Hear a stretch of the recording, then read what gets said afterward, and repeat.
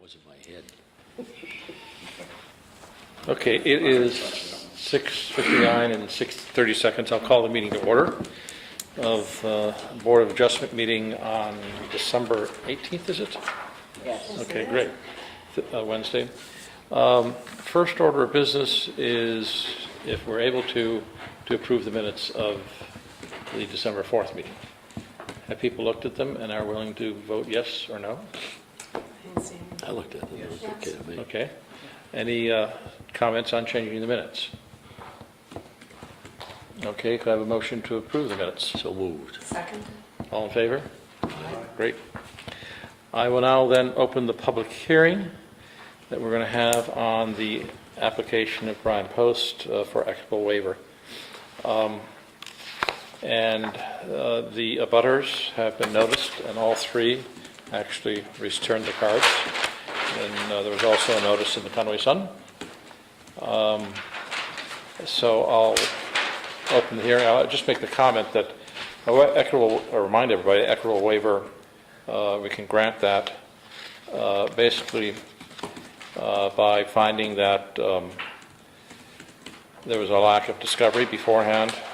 It's a result of a good faith error in measurement or calculation. No diminution in value of surrounding properties, and the cost of correcting the mistake outweighs any public benefit. With that, why don't I, Brian, actually you're both welcome to pull up a chair and sit at the table with us. We might, if you have a brief presentation, we're happy to listen, but we've all read your application, and I think we understand the situation, so it might be faster if we just ask you a few questions. Unless I should introduce myself. My name is Frank Benish. I'm the chairman, and we have Dave, Frank, Brian, Jerry, and Joan. So you discovered this when we went with the as-built survey from whoever was Avenue Music? Land Services. Okay. And the town engineer can't sign off on this until this gets resolved, so you have an open septic system right now in your front yard. How did you manage to not put the building where it should have been? I can't point to any particular day or step in the process. We obviously knew that our building was close to the back of our lot, within the proposed location on the septic design, I believe was in 2 to 3 feet of the setback. Due to the ledge in the lot, that was the most ideal building location. So we knew it was close to setback, and we were aware of that. I purchased this lot in the fall of 2012, and before winter, before the ground completely froze, we did go up there and stake out a very rough idea of the footprint, so we start clearing trees for building this year. And in the next major step would have been, in terms of work on the construction, would have been a major excavation, bringing a driveway in and excavating. We have a slab on grade, so there's not major basement excavation, but just prepping the site for the slab pour. So I believe what happened is during each of those steps, we were keeping track of measurements from the septic benchmarks. But I think during the steps of the initial siting of the house footprint, when measurement points were laid out for building, there's like a rock pad below our concrete slab, so that was laid out. And then also when the slab was specifically laid out on top of the rock pad. As I said, I can't point to any particular time, but mistakes during those measurements and house orientation, it just ended up, we were, the distance, the eaves of the house being about 2.5 feet into the setback. The actual building is just under a foot. As I mentioned in the application, we're first-time home builders, and we're certainly we're building a good house, and but we're certainly learning a lot along the way, and one of the mistakes we've made. You did the measurements. We are working with, we are acting as general contractors, so we have overall responsibility for the build, but we did hire a company who are doing the foundation through weather-tight shell for us. And they did have some responsibility for, they built the rock pad and poured the foundation. I could go back and, basically because we're the general contractors, I understand, but you didn't make the actual measurements for the placement of the pad. Although you are responsible, I agree, but you didn't make the measurements. We did not make the specific measurements. After the excavation was done to prep the ground for the slab prep and pour, we did mark out the corners based on the septic benchmarks. But in terms of when the rock pad was built and the slab was poured, they had overall oversight of doing that. Okay. How far along are you at this point? Look at the house. I haven't seen the picture. We're at the rough. Okay. Rough That's just a plumbing. question. We're at the rough plumbing and rough electrical this week and last week.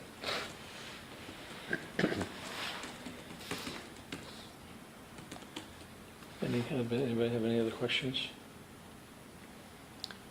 We didn't have any, We had one letter that actually was sent to Brian, that he forwarded to me. It is, I'll share, it's one of the abutters, it's Mark Hodgson, who I think is across the street. Is that correct? He's right next to us. He's one of the abutters. But he's not okay, he's one of the abutters on your side of the street. Yes. And who's- saying the intrusion isn't into his I know. setback. Right. He's lot 31, And which is the, to and the person who's, the intrusion into they haven't had nothing to say, have they? They're here, actually. Oh, is that you? Yeah. Oh, it is. I thought you were just dropping by because you missed the place. Okay. Oh, yeah, I see. Your name's right here. Okay. Okay, well, anything else? But the way this works is you make your presentation. It's a public hearing, which means abutters or other people who have interest have opportunity to speak. We've noted Mark Hodgson's note, and then we'll deliberate and make a decision. So I'll ask whoever's here, just Jeanette, if she wishes to say something once you're done speaking. Do you have anything else you'd like to say at this time? It's mostly, that I just wrote out the narrative to make it a little bit easier to follow in the application. I don't have anything else significant to add, just that we're, first-time home builders doing the best we can, and not to, diminish. Anytime you bring into account waivers and setbacks, we take it very seriously, but it's a pretty small house and a small intrusion into the setbacks. We don't think it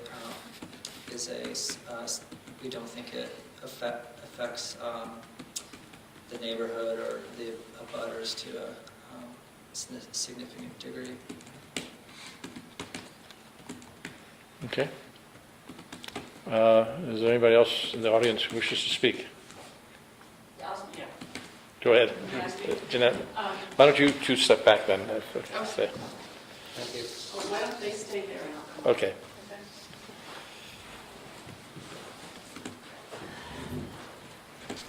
Okay. So, how about over there? You don't have being here. They stopped by the other day and we chatted, and what I told them was, well, the lot that our house is on is further up the hill, and then we purchased this lot from the same seller who they purchased their lot from. And we purchased that strictly as a buffer to protect our view. And so as far as affecting us, it really doesn't. I'm not concerned with 2.5 feet overhang into a 25-foot setback. My only concern, and I think that's your job, is someday, years down the road, when we go to sell these properties, what is in the deed, what is to protect them as well? What happens at that point, so that no one can come back and say, you guys screwed up, you know? That's That's my why only the concern. advantage of having Yeah. an equitable waiver, that's the Right. purpose of getting I something mean, like if we grant a waiver, it makes this a conforming use, and there's no, I mean, it's fine then. If we don't grant, Future repercussions. Right, and where is that recorded? I mean, does anything go into our files, or? it goes into the property file, generally the waiver is not pardon? It's actually an attachment to the deed, isn't it? It doesn't have to be filed with the county, and typically it's not. It's in the property file. You're welcome to file it if you wish. But we generally don't. I mean, all of the variances that we grant, we don't. And just to continue my thought, if we don't grant this, then you could reach some kind of lot line adjustment, which solves the problem. Or if that's not possible, then it's up to the selectmen to enforce the zoning ordinance, however they choose to. But that's the extreme case. But go ahead. I was just going to say, by this becoming a conforming use, the increase in the volume in the non-conforming part of a house does not apply. So the restriction on the part of the building in the setback, it's just like a normal building code. They couldn't enlarge it. It's the conforming They, use. they could enlarge it within the 10 inches that they're in there Yeah, now. right. But they Right, couldn't they couldn't go further But that piece could be enlarged. enlarged. Yeah. I'm, Like you Well, could go that's- up. But Well, I think it's ask academic. what happens to protect everybody. But you still have all the other town restrictions, Right. 35 feet height requirements, all those I still mean, all apply. from our house, we can't even Yeah. see the no, structure. you're uphill from them. Yes, yeah. Yeah. So, I mean, again, what the equitable waiver does, let me read, that's spot zoning, here we go.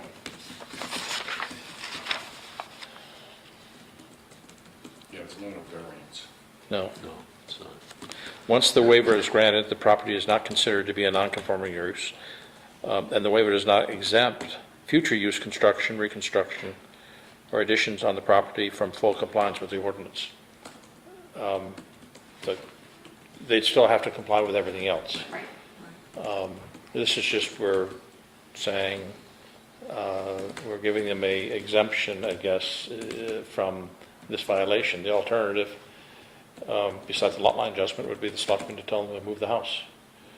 And, you know, the selectmen in the past have had decks torn down and other kinds of intrusions. This is really intended for, you know, either something that has been in violation for 10 years or more, and then it can be granted, assuming nobody's complained, or for, that's one way an equitable waiver gets granted. The other way an equitable waiver gets granted is this good faith error, where, you know, they try to do the right thing. They did check to see what the setbacks were, they measured it, and they just managed to measure something wrong someplace. In which case, we're able to grant the waiver, assuming there's no diminution to other property values, and we make the determination that the cost of correcting this outweighs the public good of complying with the ordinance. Which we agree with. That's good to know, because one of our tests, of course, is diminution of property values, surrounding properties, and if there were a butter who was claiming that, we'd have to pay attention to that. But there doesn't seem, there was also a letter that came from Hodgson, as you heard. Anything else you care to say? Okay. Any other questions for the applicant or Jeanette? You have you have a chance to provide rebuttal to anything that Jeanette said that you don't care to agree with. You probably, there's probably nothing there, but, okay. Then what I'd ask is if you could go back Sure. and we then get to deliberate. Yep. I have another meeting. You're welcome to, yeah. Thank you for dropping in, Jeanette. Okay, any comments or conversation?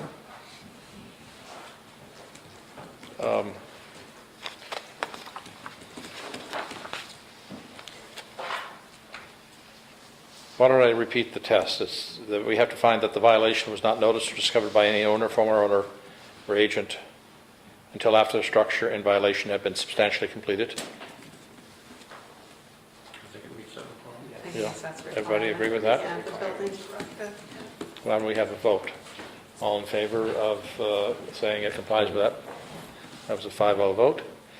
That the violation was not an outcome of ignorance of the law or ordinance, failure to inquire, obfuscation, misrepresentation, or bad faith on the part of any owner or agent, but was instead caused by either a good faith error in measurement or calculation made by an owner, or an error in ordinance interpretation or applicability made by a municipal official. So do we agree that this was a good faith error? Measurement?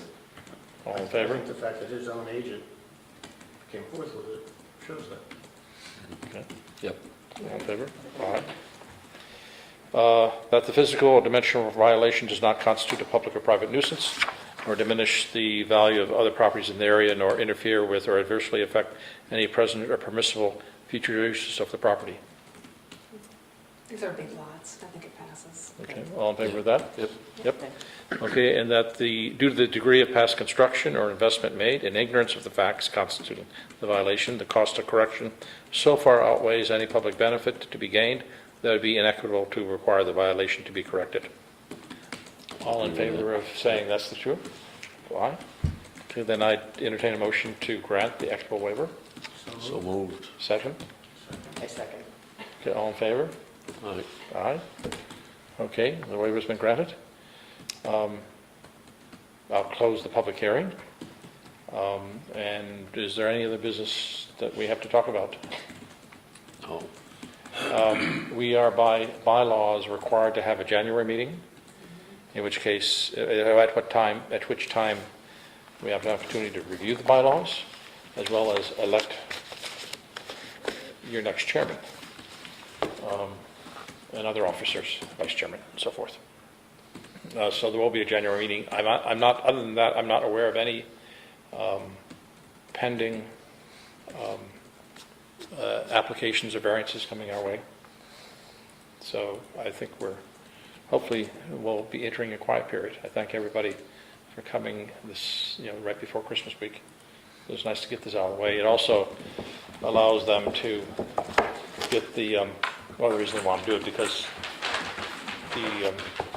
until this got dealt with, their septic system would have been left open, and you don't want that to happen for a length of time. Okay, so I will quickly write up a notice of decision. You're welcome to tell Burr that it was granted. And we're done, I think. Do you have ties to Jackson?